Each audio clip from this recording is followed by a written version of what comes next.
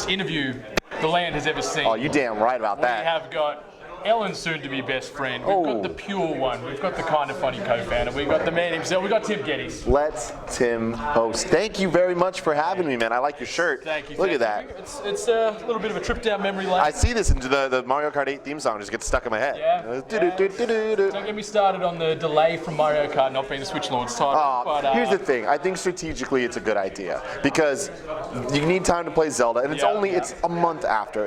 We've already played Mario Kart. It's not like it's a game that we haven't played. If you really can't wait, bust out the Wii U. Dry bones, some new tracks. Yes. It's worth waiting that battle mode. 5 weeks. True battle mode. Which is all that matters, man.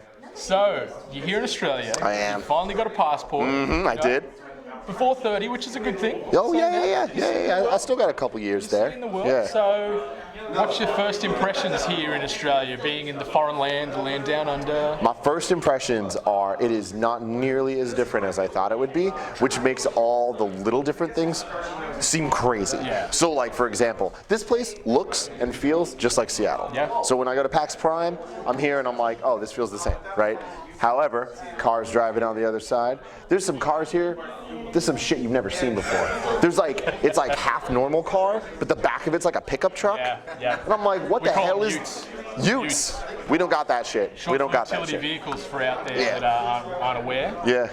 So you're enjoying it so far. I know you're a little bit upset about the toilet bowl sort of lies that we sell. This is lies. I can't trust anybody. My entire life I've been told that down under, you go and the toilet goes the other way. Truth be told, some do, but most of the cisterns now are just majority flow. It's crazy. You got some options. I mean, trust me, I've been on a search here. Like, I've been using an excessive amount of different toilets to like find this. Like, I think I'm up to. Is that meal related? Like, no. Sort of No. I'm like, anytime I see a different bathroom, I've been trying to go in just to see this, right?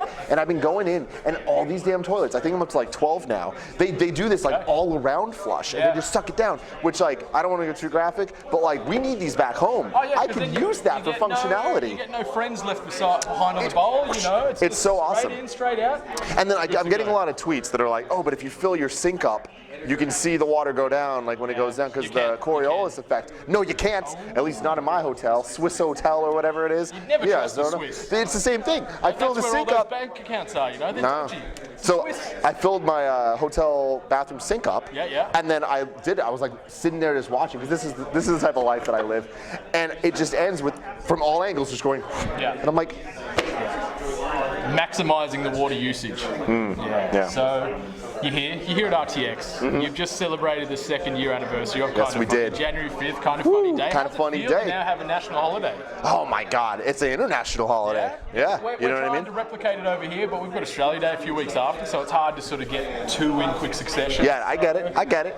But a few of us, we play hooky, you know. We celebrate the big blue smile on the day. There you go. It'll be crazy. So, cool. 2 years in, it's a roller coaster of a ride. Yeah. You know, you went straight from college or university, as we call it over here, straight into IGN, then from IGN into Kind of Funny. How was that, like, that wave of emotions going from pretty much all you've really known from your adult life, taking this chance? I mean, it was such a smooth transition. Like, it's kind of like, people always expect this crazy story, and like, the lamest thing I can say is like, people are like, were you scared? And I was like, no, not at all. Like, we wouldn't have done it if we didn't believe in it. And it's like, there's nothing that we do that I'm like, I don't believe that this is gonna work. You know, I think a perfect example of that is at Kind of Funny Live 2, I crowd surfed for my intro. And I'm just like, if I could do that, I could literally do anything. Well, you were then sort of like, you know, life as I know it can't get much better right now. It really can't. Like, it's only downhill from here. Because that's been like a goal of mine my entire life, is to just crowd surf.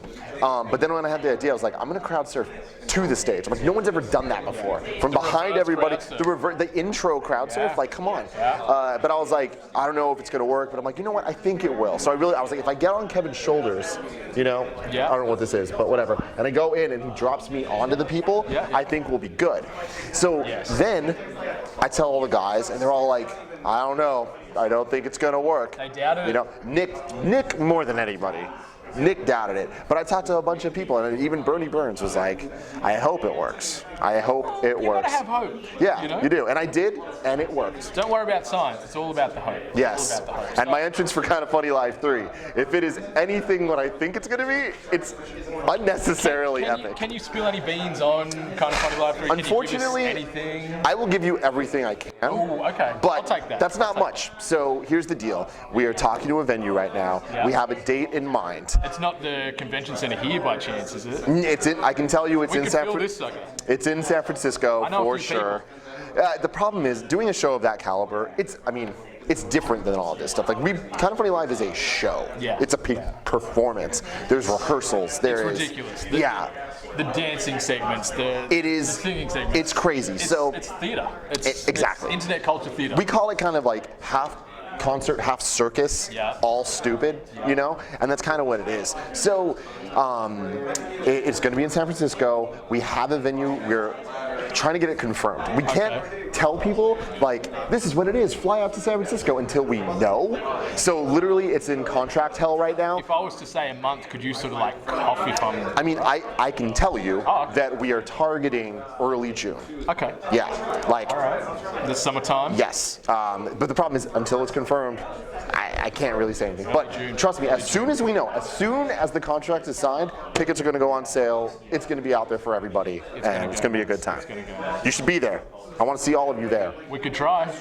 We're pretty flexible. Yeah. Good. So I'm not flexible at all, physically.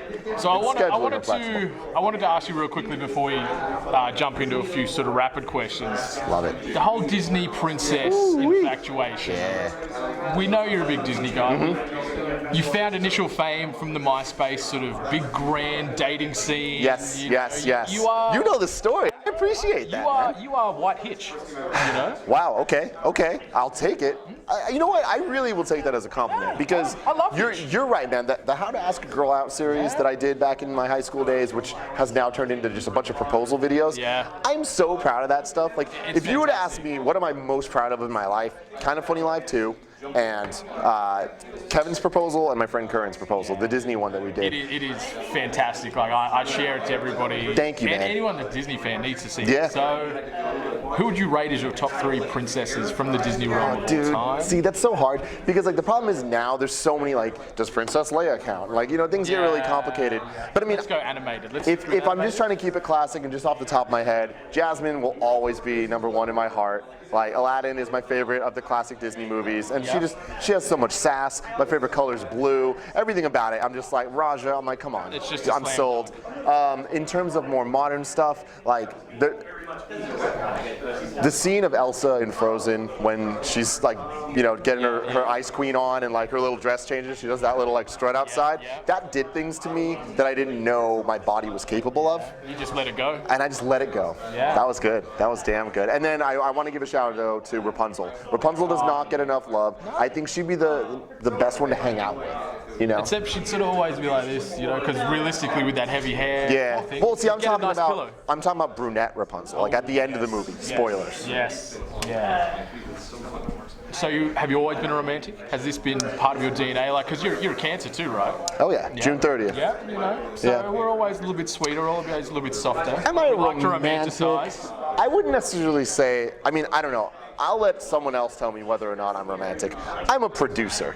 You know, I think of things as productions, if you didn't notice.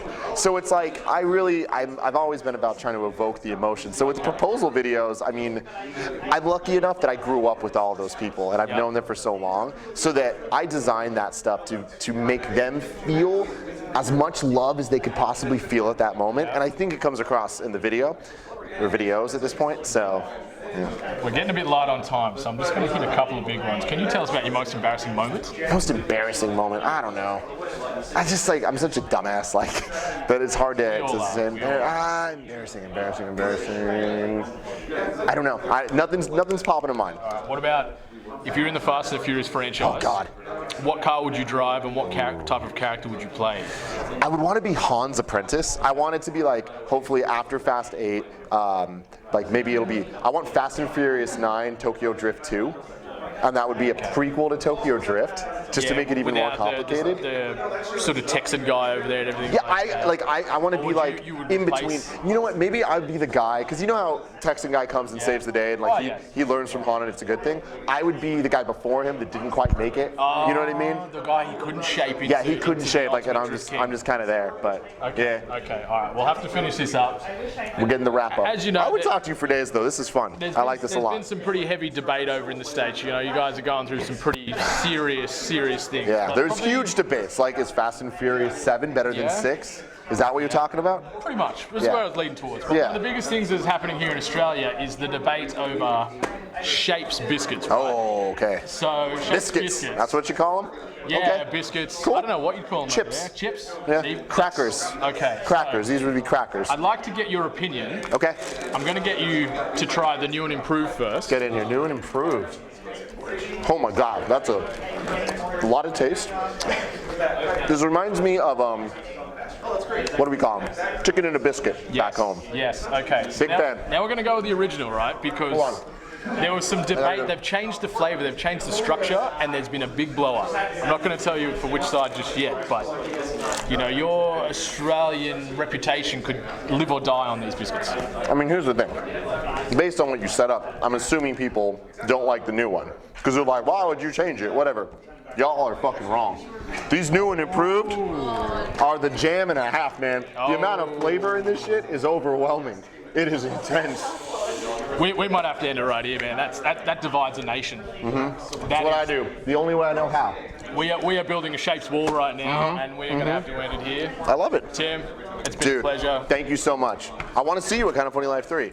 I'll be there. Good. I'll work out a way. Make it happen. Make it happen. I'll help you reverse crowd surf. Yeah, well. Upside down, cartwheel. If my plan goes through this year, all right, I'm going to need some help. It's going to be crazy. All right. You heard it here first. Until next time, much love. Let's end.